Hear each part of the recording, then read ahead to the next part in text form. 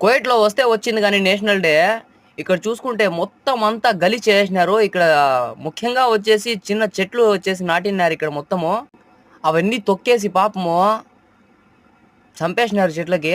ఇక్కడ చూడండి అంతా మొత్తం అంతా గలీజ్ చేసేసినారు. మొత్తానికైతే ఇక్కడ మొత్తం అంతా క్లీన్‌గా ఉంటా ఉండినింది.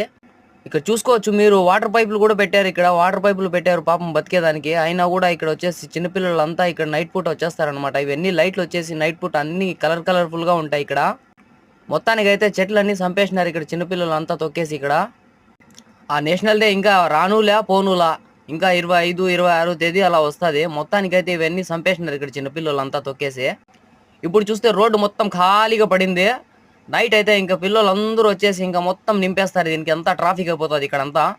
ట్రాఫికు ప్లస్ మళ్ళా పోలీసోళ్ళు. మొత్తానికైతే నా ఇంటి కాడికైతే నేను వచ్చేసాను. మా ఇంటి ముందరే ఇదంతా మొత్తం టోటలు. ఆ బ్లాక్ కార్ ముందర. మరిన్ని వీడియోస్ కోసం సబ్స్క్రైబ్